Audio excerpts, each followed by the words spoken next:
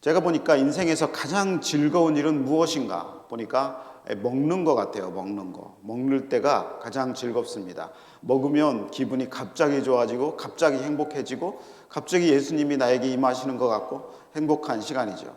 그런데 혼자 먹으면 재미가 없죠. 어떻게 먹어야 되냐면 좋은 사람들과 먹어야 됩니다. 함께 좋은 사람과 밥을 먹으면 시간 가는 줄 모르고 너무 행복하지 않습니까? 그러니까 혼자 먹는 것보다 좋은 사람과 같이 먹어야 되는 것이고, 그리고 그보다 더 재밌는 건 뭐예요? 좋은 사람과 만나서 얘기하는 거죠. 밥 먹으면서 얘기하고, 그리고 뒷담화 하는 거. 뒷담화, 가십. 이게 참 재밌는 일 아닙니까? 너무 재밌는 일이죠. 그런데 오늘 말씀을 제가 읽다 보니까 예수님께서 뒷담화하지 말라 그렇게 얘기를 하십니다. 비판하지 말고 뒷담화하지 말라 그렇게 얘기는 하는 것이죠. 왜 그러냐면 살아보니까 뒷담화 많이 하는 사람, 비판 많이 하는 사람은요 외롭습니다. 외로워요. 주변에 사람이 하나도 남지 않아요. 너무 그 사람 만나면 계속 나라 비판, 사람 비판, 조직 비판, 상사 비판, 남편 비판, 심지어 애들까지도 비판하면 나중에는 그 사람하고 밥 먹을 사람은 없습니다. 외롭고 슬프고 쓸쓸히 나중에 노년 보내야 되고 좋은 게 하나도 없더라고요. 그러니까 좋은 게 하나도 없는 것이죠. 그렇습니다. 이거는 예수님 말씀이기도 하지만 그냥 생각해도 듣는 말씀입니다. 그럼에도 불구하고 우리의 이 입술을 제어하기가 너무 힘이 듭니다. 너무 힘이 들죠. 그런데 문제는 뭐냐면 건전한 비판도 하지 말라는 것이냐 이런 것입니다. 건전한 비판. 건전한 비판은 어떤 조직을 위해서 꼭 필요한 것인데 그것까지도 하지 말라고 예수님이 말씀하시는 거냐 얘기하는 것이죠. 어떤 새신자가 이렇게 얘기를 합니다. 비판을 하지 말라는 말씀이 상식적으로 너무 이해하기 힘들었다라고 얘기를 합니다. 자신은 새신자로 교회에 왔는데 교회에서 자꾸 비판하지 말라고 하니까 그게 이해하기 힘들었다라고 얘기해요. 교회는 그럼 건전한 비판이 없는 것인가? 왜냐하면 교회도 개선돼야 되기 때문에 그런 것이죠. 전적으로 동의합니다. 그리고 사회에서 비판 의식을 계속 키워주는 것이죠. 학교에서도 그렇고 공부할 때도 그렇고 계속 비판 의식을 키워주고 꼭 필요하다고 배웠는데 교회에서는 그렇게 가르치지 않기 때문에 이런 것에 대해서 좀 이해가 가지 않는다라는 얘기를 했습니다. 교회를 좀 다녀보니까 어떤 비리나 좀 추문이 일어나는데도 불구하고 사람들은 그거에 대해서 한마디도 얘기하지 않기 때문에 자기 스스로 이 분노가 치밀었다라고 하는 거예요. 여러분도 그런 거를 가끔 느낄 때가 있지 않습니까? 저도 목사임에도 불구하고 막 분노가 치밀 때가 아주 종종 있습니다. 그래서 오늘 이 마태복음 7장 1절 말씀에 아주 의문을 품게 되었다. 그렇게 새신자가 얘기를 했습니다. 여러분은 어떻게 생각하십니까? 여러분은 어떻게 생각하십니까? 결론적으로 말하면 건전한 대안 제시는 무조건 허용이 돼야 됩니다. 건전한 비판이라기보다는 건전한 대안 제시. 이건 단어 사용이 중요하죠. 그것은 꼭 필요하다라고 생각을 합니다. 그러나 예수님이 볼 때에 이 말씀의 포커스는 뭐냐면 사람을 비판해서는 안 된다라고 하는 것이죠. 사람을 비판해서는 안 된다라고 하는 것입니다. 예수님이 다른 사람을 비판하지 말라고 하신 이유가 몇 가지가 있는데, 만약 여러분이나 저와 그 모든 사람들이 사람들을 비판하려면 교회에서뿐만이 아니라 직장이든지 가정이든지 친구 사이에도 마찬가지죠. 몇 가지 생각을 하고 비판을 해야 됩니다. 첫 번째는 나도 똑같이 비판을 받을 각오를 해야 된다라고 하는 것이죠. 1절에 보면 비판을 받지 아니하려거든 비판하지 말라 그랬습니다. 목적이 뭐예요? 비판을 받지 않기 위해서죠. 예수님은 우리가 비판받는 것을 마음 아파하십니다. 성도 한 명이 비판을 받고 그렇게 손가락질 받는 것을 예수님이 너무 싫어하시는 거예요. 그래서 비판을 하려면 너희도 비판을 받는 것에 대해서 감수를 할 생각을 하라 그렇게 얘기하는 것입니다. 메아리 하잖아요. 산에 올라가가지고 안병걱 하면은 저쪽에서도 안병걱 하고 그러죠. 싫어 하면은 저쪽에서도 너도 싫어 이렇게 얘기하잖아요. 메아리 똑같은 것이죠. 이 비판도 말을 할 때에 똑같은 것이 돌아오는 것을 우리는 알게 되는 것입니다. 그러니까 남에 대한 말은 똑같이 자신에게 돌아오는 것이죠. 우리는 모두 비판을 감당할 준비가 되어 있습니까? 그렇다면 비판을 좀 할 수 있다라고 생각을 합니다. 그렇지 않다면 비판하지 말라는 예수님의 말씀을 완전히 순종을 해야 됩니다. 그런데 제가 비판을 받아보니까 목회자는 항상 비판을 받는 위치에 있죠. 그것이 감당하기가 너무 힘듭니다. 목회자도 감당하기가 힘들고 너무 힘들고 빼짝빼짝 말라가고 피가 말라가고 그리고 심지어는 목회를 그만둘까 그런 생각까지 하게 되는 것이죠. 그 대상이 되면 비판을 참아내는 것은 너무 힘이 들다는 것을 우리는 다 알고 있었기 때문에 그렇습니다. 그렇기 때문에 예수님은 비판받지 않으려거든 하지 말라고 얘기하는 것입니다. 그리고 비판한다고 사람이 바뀌지 않기 때문에 그렇죠. 지난주에 제가 말씀했잖아요. 염려한다고 문제가 해결되나? 결코 그렇지 않다는 것입니다. 때로는 비판으로는 사람을 굴복시키고 무릎 꿇게 할 수는 있어요. 심하게 비판하면 그 사람을 데려와서 무릎 꿇게 하고 굴복할 수는 있어도요, 그 사람의 마음을 결코 움직이지는 못한다고 하는 것입니다. 그리고 마음을 움직여서 그 사람이 나를 평생 동안 존경하게 만들 수는 없다라고 하는 것이에요. 그리고 그 사람을 더 나은 사람으로 발전시킬 수도 없다라고 하는 것입니다. 이 카네기의 인간관계론 책이 아주 두껍고 재미있는 책인데 그것을 읽어보니까 이런 말이 있습니다. 비판은 너무 위험하다. 비판은 한 인간의 자존심에 상처를 입히는 것이고 마음에 손상을 주고 원한을 일으킨다. 비판으로 얻을 수 있는 것은 하나도 없다.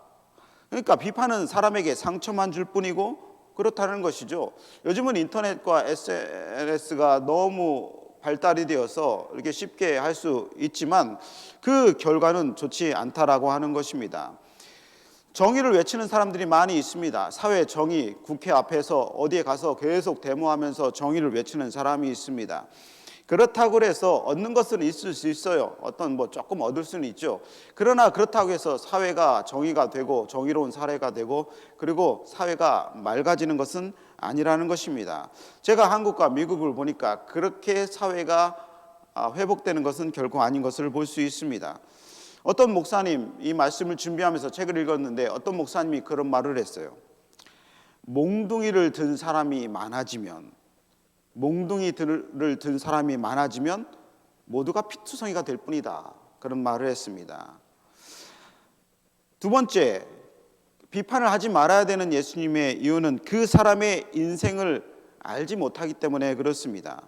우리는 남을 비판하는 것이 사실은 죄송한 말씀이지만 주제 넘은 행동임을 알아야 됩니다. 왜냐하면 그 인생 스토리를 우리가 다 알 수 없기 때문에 그렇습니다. 제가 예전에 서울에서 목회할 때에 제 옆에 앉았던 부목사님이 한 분이 계셨습니다. 근데 그 목사님이 성품도 좋으시고 그런데 약간 혼자 신앙생활을 하는 약간 그런 경향이 있는 분이셨어요. 근데 어느 날 보니까 수박을 잘라서 혼자 이렇게 먹는 거예요. 혼자. 보통 저희 교회에서는 그걸 상상도 할 수 없는 일이거든요. 수박을 혼자 먹는다? 상상을 할 수 없는 일이에요. 근데 그걸 혼자 드시더라고요. 그래서 좀 지나가다가 한참 무배고 그래서 목사님 그 수박 좀 같이 드시지 그렇게 얘기를 했어요. 제가 아주 정중하게 얘기했죠. 근데 아무 말도 안 하는 겁니다. 그런가 보다 하고 그냥 혼자 먹더라고요.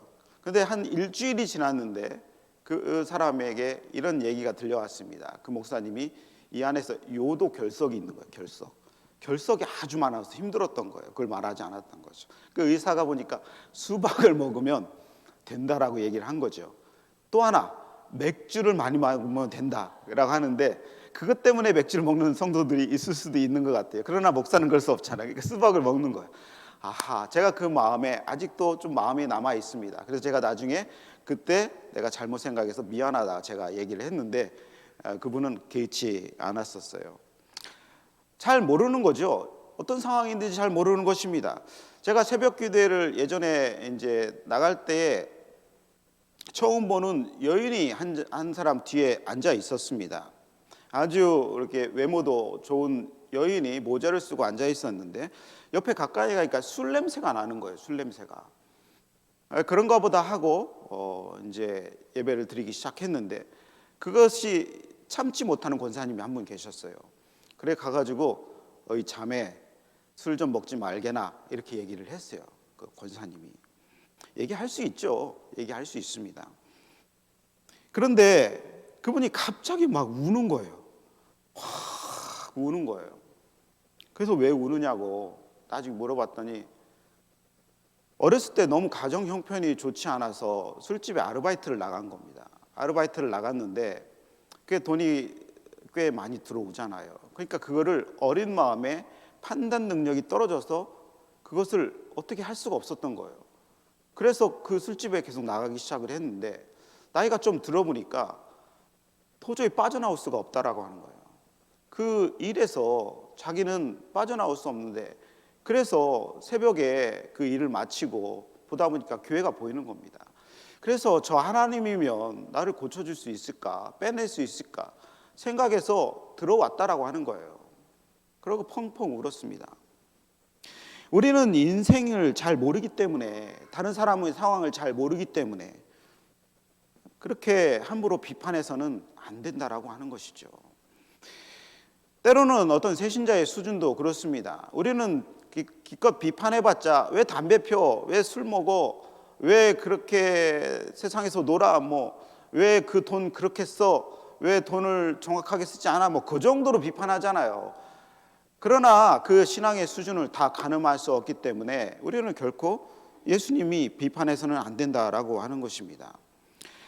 그리고 비판하지 말아야 될 중요한 이유 중에 하나는 성경에 계속 나와오는데 내가 다른 사람을 대하는 태도로 하나님이 나를 똑같이 대하신다라고 오늘 말씀에 기록이 되어 있기 때문에 그렇습니다.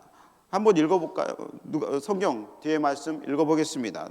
마가복음 7장 2절 읽어봅니다. 시작. 너희가 헤아리는 그 헤아림으로 너희도 헤아림을 받을 것이니라.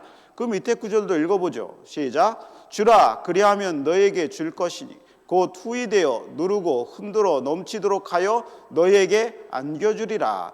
이 누가복음 7장 38절의 말씀은 예수님이 하셨던 그 산상수훈을 누가가 그대로 기록했는데 이 마태복음에는 빠져있는 구절입니다. 그 구절을 뒤에 누가는 기록해 놓았던 것이죠. 그러니까 예수님이 한 말씀이죠. 무슨 말씀이냐? 내가 다른 사람을 태하는 그 태도를 보고 하나님이 이 사람에게 어떻게 해줄지를 판단하겠다, 그런 얘기입니다. 너희가 다른 사람을 헤아리는 그 헤아림으로 너희가 헤아림을 받을 것이다. 나도 너희에게 그렇게 할 것이다 라는 것입니다. 주라 그리하면 너에게 줄 것이다. 주지 않고 비판하면 나도 비판하겠다. 그런 하나님 말씀입니다. 사람을 잘 대접하면 하나님도 나를 잘 대접할 것이고, 그러나 하나님이 내가 다른 사람을 멸시하면 그 근거로 하나님도 때로는 나를 비판하거나 멸시하실 거리라는 하나님의 말씀입니다. 그러니까 예수님 말씀이 뭐예요? 비판하지 말라라고 하는 거예요. 하등 도움되는 것이 하나도 없다는 것입니다. 그러니까 우리가 할 수 있는 일은 뭐예요? 다른 사람들에게 좋은 것만 주는 것이 우리가 할 수 있는 최선입니다. 비판하면 나도 비판받고 그리고 하나님의 축복조차도 받을 수 없다라는 것이 오늘 마태복음 7장 1절부터 말씀의 핵심 내용입니다. 미국의 16대 대통령 다 아시죠? 에이브라함 링컨. 에이브라함 링컨은 젊은 변호사 시절에 그 사람이 이제 글을 쓰기를 좋아해서 다른 사람을 이렇게 비난하는 글을 많이 이제 일리노이주 스프링필드에 그것을 이제 많이 썼다고 합니다. 그런데 1842년에 링컨은 어떤 사람에 대해서 글을 썼는데 그는 호전적인 아주 그 유능한 정치인 제임스 쉴즈를 조롱하는 글을 이 스프링필드 그 신문사에 기고를 했다고 해요. 그런데 그것을 이 사람이 봤습니다. 그리고 찾아낸 거예요. 찾아냈더니 링컨이라고 하는 젊은 변호사가 그 가십 뒤에서 얘기하는 그 나쁜 글을 신문에 썼다는 것을 알게 되었습니다. 그래서 이 유명한 정치인이 링컨 보고 결투를 신청한 거야. 너 나와. 러시안 룰렛 해가지고 이제 총알 하나 넣어놓고 러시안 룰렛, 그게 아니라 이제 칼로 싸움을 하자 했던 거예요. 이 링컨이 얼마나 무서웠던지 그 길로 가가지고 그 길로 가서 이 칼 연습을 했다고 합니다. 칼 연습을 했다라고 하는 거예요. 칼 연습. 미군 사관학교 생도를 불러가지고 칼싸움 연습을 했다는 거예요. 그래서 어느 날 이 쉴즈하고 링컨이 그 미시시피 강가에서 결투를 하게 됩니다. 사람들이 몰려 있고 칼싸움, 남자의 자존심, 너 죽고 나 죽자, 너 죽고 나 살자, 이런 마음으로 했다는 거예요. 근데 막상 가보니까 사람들이 너무 말려가지고 그 싸움은 성사되지 않았다고 합니다. 이 링컨이 여기서 큰 깨달음을 얻은 거예요. 결코 이제부터 남을 비난하지 않겠다.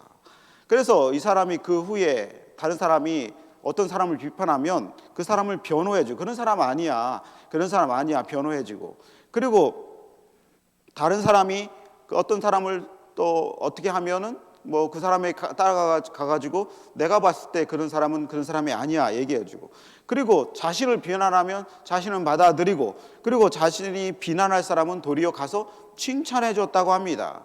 그리고 18년 후에 링컨이 많은 사람의 지지로 대통령이 된 거죠. 그리고 대통령은, 이 링컨 대통령은 취임식에서 마태복음 7장 1절을 가지고 연설을 하게 됩니다. 그래서 링컨 연설을 보면 마태복음 7장 1절의 내용이 들어와 있어요. 그러니까 이 비판만 그쳐도 하나님이 높이시는 것을 볼 수 있습니다. 하나님이 후히 누르고 넘치도록 너에게 안겨주는 것이 비판하는 사람에게 해당되지는 않을 것 아니겠습니까? 그러니까 예수님이 이런저런 이유로 비판하지 말라 그렇게 말씀을 하시는 것이죠. 그런데 예수님이 뒤에 9절에 또 중요한 말씀을 하십니다. 읽어보면 7장 3절에서 4절 읽어보겠습니다. 시작. 어찌하여 형제의 눈 속에 있는 티는 보고 내 눈 속에 있는 들보는 깨닫지 못하느냐. 보라, 내 눈 속에 들보가 있는데 어찌하여 형제에게 말하기를 나로 내 눈 속에 있는 티를 매게 하라 하겠느냐. 예수님은 비판하지 말고 나를 먼저 돌아보라고 얘기를 하시는 것입니다. 제가 말했던 그 새신자가 신앙생활을 이제 하기 시작을 했습니다. 어느 정도 기간이 되면서 이런 고백을 하는 거예요. 성경 말씀에 비춰보니까 그 어떤 비판을 받을 사람이 누가 아니라 나라는 것을 알게 되었습니다. 그리고 내 안에 들보가 있는 것을 알게 되어서 예수님이 하신 말씀을 깨닫게 되었습니다. 그렇게 말씀을 했습니다. 비판을 하는 사람들은 이 말씀에 의하면 어떤 사람들이 주로 비판을 많이 하는가? 자신의 눈에 들보가 있는 사람들이 비판을 많이 한다는 것입니다. 앞서 말하는 것처럼 이 교회나 가정이나 국가나 아니면 어떤 다른 사람들을 회사든 건강하게 한다는 목적으로 비판하고 고발하고 뒷담화하는 사람들은 예수님 표현에 의하면 이것은 들보가 있는 사람들을 통해서 그렇게 한다는 것입니다. 그렇다고 해결되지 않는다는 것은 제가 말씀드렸지 않습니까? 저는 묵상하면 할수록 이런 방법으로 문제를 해결하는 것은 사단이 원하는 방식이라는 것을 명확하게 알게 되었습니다. 다른 사람의 눈에 있는 티를 빼기 전에 내 눈에 들어있는 들보를 해결하라는 예수님의 말씀이죠. 자신의 들보를 해결하면 자연스럽게 건강한 공동체가 된다라고 하는 것입니다. 그래서 우리는 각자 자신의 들보를 볼 줄 알아야 된다라고 하는 것이에요. 교회나 혹은 어떤 공동체가 문제가 있다면, 가정에 문제가 있다면 그 사람의 문제를 들춰내고, 그래서 시시콜콜 20년 전에 있었던 일을 가지고 그리고 그 사람에게 책임을 묻고, 당신은 연애할 때 왜 그랬어? 이렇게 물으면 답이 없죠. 그거는 그냥 망치기로 작정한 얘기입니다. 난 저 사람과 싸우겠다라고 하는 선전포고가 되는 것입니다. 가장 망치는 빠른 길이죠. 심지어 예수님도 어떠했습니까? 다른 사람의 죄를 따지지 않겠다 그러고 예수님 수차례 성경에서 말씀을 하셨던 것입니다. 그런데 우리가 뭐라고 저를 포함해서 다른 사람의 약점과 단점과 부족한 점을 들춰내서 예수님도 용서하시고 들춰내지 않으시는데 목사가 뭐라고 그것을 사람에게 눈초리를 주고 그럽니까? 저는 그것에 대해서 상당히 많이 회개하고 목회를 지금까지 해오고 있습니다. 지금도 그거에 대해서 회개를 하고 매일매일 그거에 대해서 저를 돌아보고 있는 것이죠. 다른 사람들 눈에 보이지 않는 티는 어떻게 그렇게 찾아내는지 모르겠습니다. 반면 자신의 들보는 결코 보지 못한다라고 하는 것입니다. 여러분, 솔직히 고백해 봅시다. 누구 하나 들보는 다 하나씩 갖고 있잖아요. 저도 갖고 있고 여러분도 하나씩은 다 갖고 있잖아요. 7장 5절 외식하는 자여 먼저 내 눈 속에서 들보를 빼어라. 그 후에야 밝히 보고 형제의 눈 속에서 티를 빼라. 나는 문제없는가? 내 신앙은 건강한가? 나는 숨겨둔 죄가 없는가? 내 부족한 점은 무엇인가? 이것을 살피고 해결하는 것이 문제 해결의 가장 빠른 지름길이라고 하는 것입니다. 상처받은 사람들의 얘기를 많이 들어봐요. 목사님 저 상처받았어요. 너무 힘들어요. 그렇게 말하는 사람은 다 자기 중심적인 이야기를 합니다.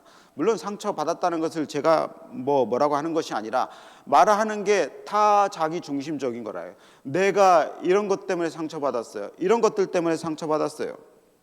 반대로 얘기를 하면 내가 이런 사람에게 상처를 주었어요 라고 하는 사람은 한 명도 없습니다.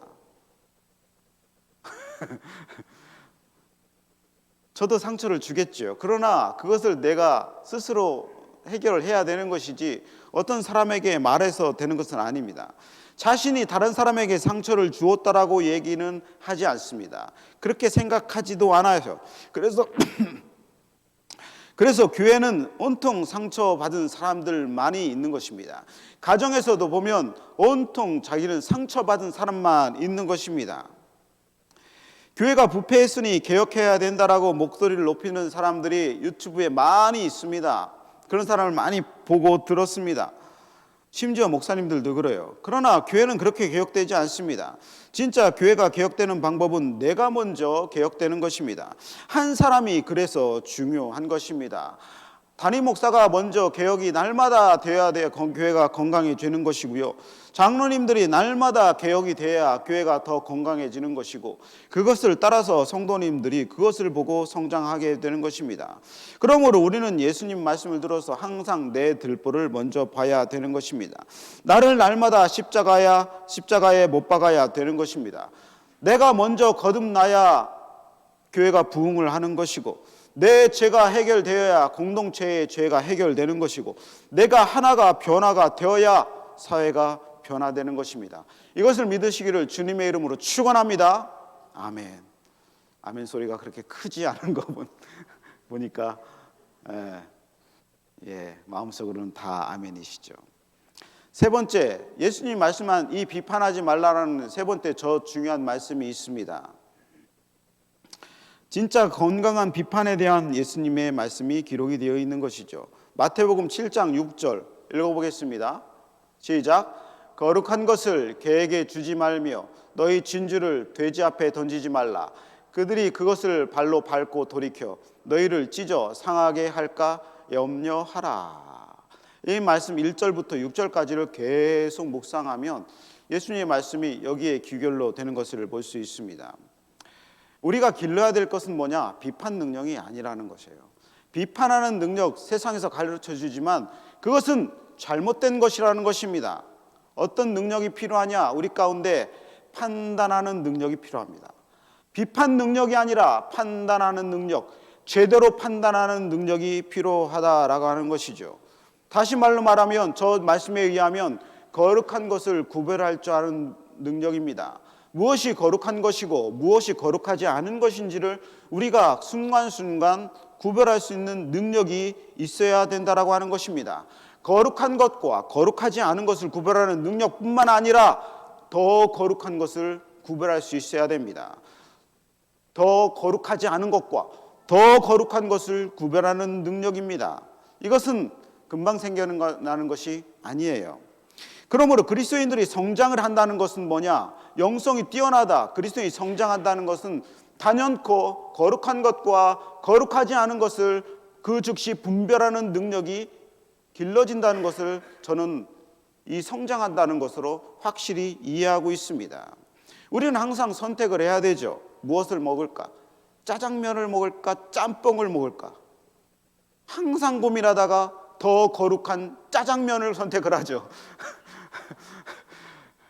10번 먹으면 9번은 더 거룩한 짜장면을 먹잖아요. 이것처럼 항상 선택하지 않습니까? 마찬가지요. 비판할 것인가, 비판하지 않을 것인가, 내 들보를 먼저 볼 것인가, 남의 티를 먼저 볼 것인가, 이것이 하나님의 뜻인가, 하나님의 뜻이 아닌가, 이 사역이 어둠의 사역인가? 이 사역이 빛의 사역인가? 이 사역이 더 중요한 거룩한 일인가? 아니면 내일 해도 되는 덜 거룩한 일인가? 교회 안에서 일어나는 일이 성령의 역사인가? 아니면 악령의 역사인가? 교회 안에서도요, 악령의 역사가 일어납니다. 목사 한 명 잘못 뽑아놓고 강단 세워놓으면요, 악령의 역사가 휘몰아칩니다. 함부로 강단을 이렇게 맡길 수 없는 일이에요. 그런 사람 한 명 들어와서 신령한 척하고 하면 그게 성령의 역사인지 악령의 역사인지 구별을 할 수가 없잖아요. 그러나 그것을 딱 보면 알 수 있는 능력을 키워야 되는 것이죠. 그러니까 거룩한 것을 분별하라, 그렇게 예수님이 하시는 것입니다. 정통인가 복음인가, 우리는 복음을 구별할 줄 알아야 됩니다. 어떤 게 진리의 복음인가를 구별할 줄 알아야 되는 것입니다. 거짓 복음인가 진짜 복음인가를 우리가 다 구별할 수 있는 그런 은혜가 있기를 주님의 이름으로 축원합니다. 거룩한 것을 개와 돼지에게 던지지 말라라고 하는 것입니다. 개와 돼지들은 좀 오해하지 말고 들으세요. 이것은 뭐냐면 복음을 무시하고 복음을 경멸하는 하나님의 사람들이라고 하는 사람들의 태도입니다. 성경에 예수님 말하는 사람은 외식하는 사람들이죠. 행동은 거룩한 모양으로 가득하지만 실제로는 거듭나지 못하고, 그래서 바리새인과 서기관과 같이 그렇게 신앙생활을 흉내내는 사람들을 말하는 것입니다. 그들의 특징은 들보를 가지고 있으면서 거룩한 척하다, 어느 순간 다른 사람의 작은 티라도 발견하면 마치 자기가 사도가 된 것처럼 마냥 비판을 가하기 시작합니다. 자기는 정의롭고 다른 사람은 정의롭지 않은 것을 부각하게 되는 것입니다. 복음은 진주와 같죠. 복음은 거룩한 것입니다. 그런 사람들에게는 그것이 쓸모없는 일이 될 수 있다라고 하는 것입니다. 우리에겐 구원의 복음, 하나님의 은혜가 너무 귀해서 그것을 귀하게 여기는데 그 사람들은 그것이 안중에 없는 것이에요. 은혜 받는 일에는 안중에 없는 것이에요. 복음이 얼마나 귀한지는 하찮게 여기는 것입니다. 오로지 목적은 무엇입니까? 내가 얼마나 정의로운지, 내가 얼마나 시각이 뛰어난지, 내가 얼마나 비판 능력이 뛰어난지를 보여주는 것이죠. 그것이 보여주는 것이 그것이 목적입니다. 세상에서 그래서 정의로운 사람들, 몽둥이 들고 국회 앞에서 어떤 단체 앞에서 하는 사람들은 자신이 깨끗해서가 아니라 자신이 더 깨끗하다는 걸 보여주기 위해서 이 세상 가운데 내가 더 의롭고 내가 판단력이 뛰어나다는 것을 보여주기 위해서 그렇게 하는 것이죠. 예수님 뭐라고 얘기하냐면 그런 사람들에게 거룩한 것을 던져주지 마라. 그 개, 돼지들은 그냥 복음을 하찮게 여겨서 발로 차고 버리고 그렇게 은혜를 함부로 여긴다, 그렇게 얘기하는 것입니다. 그렇게 하는 사람들의 목적은 다른 데에 있기 때문에 그렇습니다. 전도할 때도 그래요. 전도를 해보면 어떤 사람들은 그 하나님이 그런 하나님이요, 예수님이 그런 예수님이면 안 믿겠어, 막 이렇게 막 예수님과 하나님을 멸시하는 사람이 있습니다. 그런 사람에게는 복음 증거를 하기가 싫습니다. 해봤자 먹혀들지가 않아요.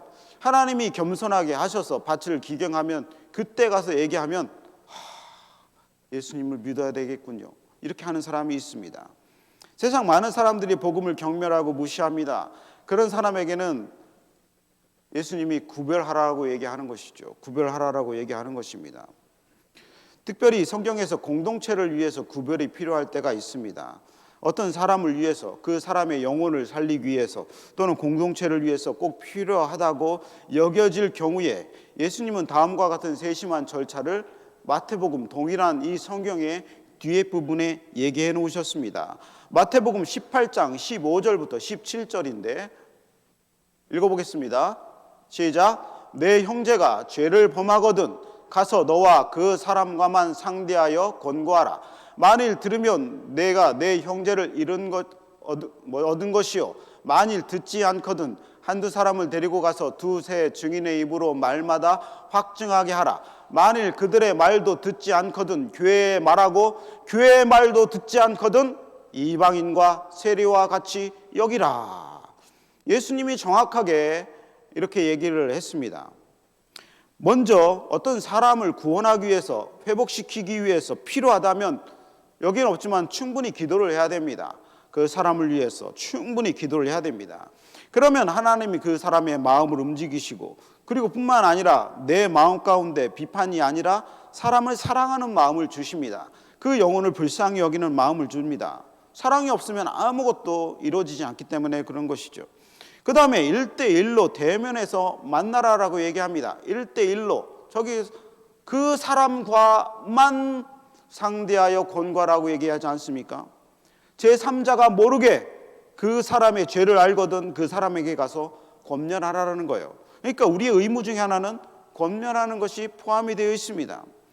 그런데 그래도 듣지 않으면 교회에 두세 사람의 증인의 입으로 가서 권면하라, 그렇게 또 기록이 되어 있습니다. 그러니까 예수님은 그 사람의 영혼을 살리기 위해서 그 사람을 얼마나 집중하는지를 예수님이 보여주시는 거예요. 그래도 듣지 않으면 교회에 말하라, 교회에 말하라 그러게 돼 있죠. 권징 또는 교회의 권면이 필요한 것입니다. 모든 조직에 저는 적용이 된다라고 생각을 하는 것입니다. 교회에서 그 한 사람을 놓고 기도하고 회복되기를 하라라는 것입니다. 그러나 그래도 말을 듣지 않거든 이방인과 세리와 같이 여기라, 그렇게 기록이 되어 있습니다. 하나님이 그 사람을 어떻게 사랑하시는지를 보여주고 하나님이 그 공동체를 어떻게 사랑하시는지를 보여주는 방법입니다.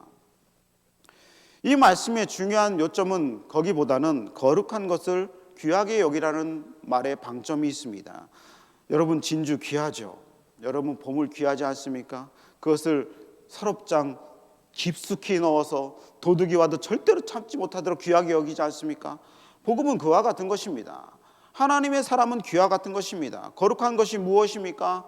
복음이고 하나님의 은혜이고 그리스도이고 하나님의 교회이고 하나님의 귀한 성도들 아닙니까? 그리고 뿐만 아니라 주의 종 아닙니까? 그것을 귀하게 여기고 분별할 수 있는 분별력을 가지는 것이 이 비판을 죽이는 가장 중요한 방법이라는 것입니다. 여러분 가운데 귀한 판단력, 분별력, 거룩한 것을 구별하여서 더 좋은 거룩한 것을 우리가 취할 수 있는 능력이 우리 모두에 있기를 주님의 이름으로 축원합니다. 그것이 바로 우리가 다른 사람의 티를 빼낼 수 있는 귀한 방법입니다. 내 비판이나 내 의로움은 아무것도 아니에요. 복음이 들어와야 되는 것이죠. 우리는 모두 주님을 하다가 비판을 받기 마련입니다. 한 사람도 예외 없이 다 그렇습니다.